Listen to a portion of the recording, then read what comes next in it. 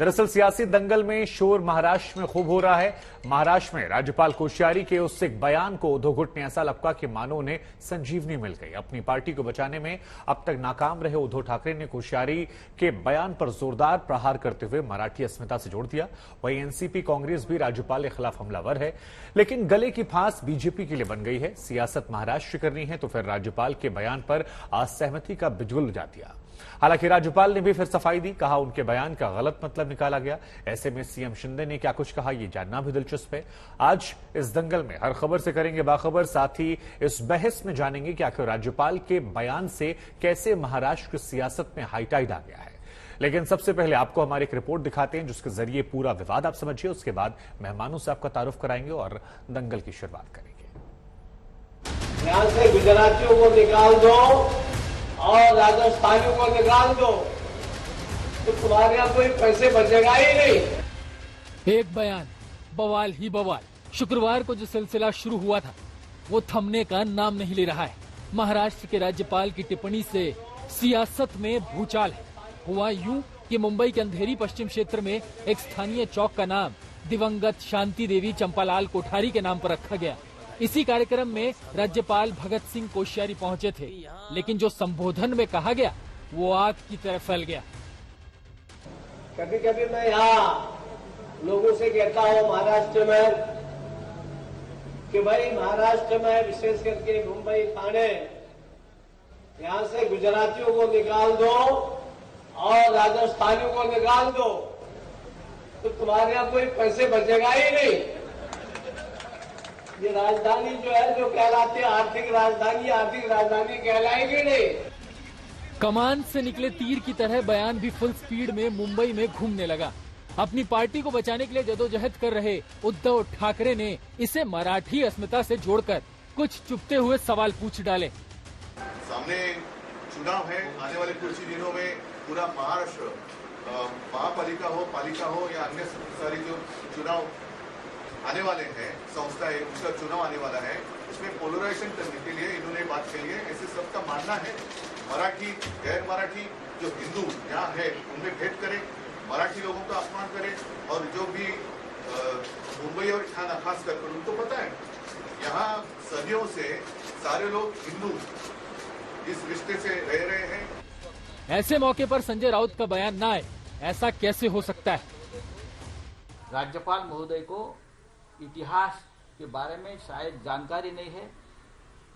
Bharatiya Janata party और राज्य के मुख्यमंत्री ने राज्यपाल की इस वक्तव्य का निंदा करनी चाहिए, कड़ी निंदा करनी चाहिए और केंद्र को तुरंत ये मांग करनी चाहिए कि राज्यपाल को वापस बुलाए। बार बार इस प्रकार के वक्तव्य हमारे राज्यपाल करते हैं।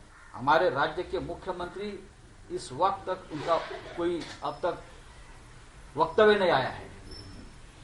पूरे महाराष्ट्र में गुस्सा है एक प्रकार। एनसीपी तो एक कदम और आगे निकल गई। राज्यपाल के खिलाफ आवाज बुलंद करने के लिए सड़कों पर उतर आई। पहली बार हुआ है कि महामहिम गवर्नर साहब ने जो प्रांतों में भाषाओं में लोगों को झगड़े बढ़ाने का काम कर रहे हैं, जब से वो महाराष्ट्र में आए हैं कुछ न कुछ कहते रहते हैं जिससे लोगों की को दुख पहुंचता है, लोगों का अपमान होता है। मैं महामहिम राष्ट्रपति से विनती करती हूं कि इनको यहां से हटाया जाए। कुछ दिन पहले महाराष्ट्र सरकार में साझेदार कांग्रेस भी सुर से सुर मिलाने लगी है। महाराष्ट्र ऐसा एक राज्य है कि इस राज्य में सभी राज्य के लोगों का सम्मान किया जाता है और उनके आधार पर ये वक्तव्य राज्यपाल जैसे पद पे बैठे हुए महामहिम राज्यपाल के लिए शोभा नहीं देती है। तुरंत प्रधानमंत्री, राष्ट्रपति जी और देश के गृह मंत्री ने इसकी नोंद लेना चाहिए और तुरंत इनको पद से हटाना चाहिए और उन्हें भगत सिंह कोश्यारी जी ने राज्य की जनता की माफी मांगना चाहिए।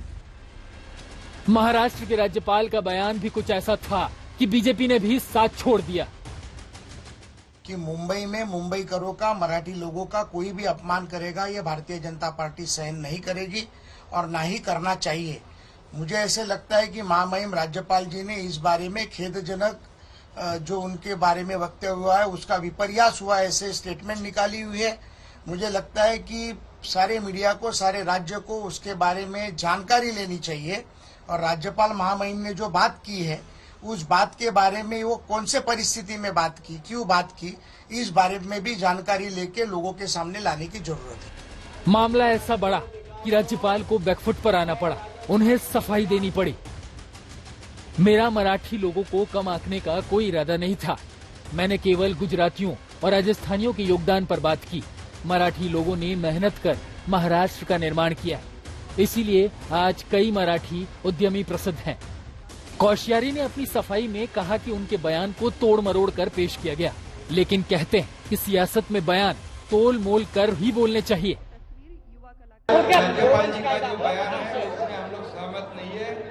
हमारी जो हिंदू हृदय सम्राट बाला साहेब ठाकरे जी की जो भूमिका मुंबई और मराठी मानुष के लिए है, वही हमारी शिवसेना की भूमिका है। उनका वैयक्तिक जो उनके बयान है। राज्यपाल सफाई तो दे रहे हैं, लेकिन क्या इसके बाद मामले पर पूर्ण विराम लग पाएगा, या फिर शिवसेना, एनसीपी और कांग्रेस इस बयान के जरिए शिंदे गुट और बीजेपी के सामने मराठी कार्ड खेलकर परेशान करते रहेंगे? मुंबई से पारस धामा, साहिल जोशी के साथ आज तक ब्यूरो।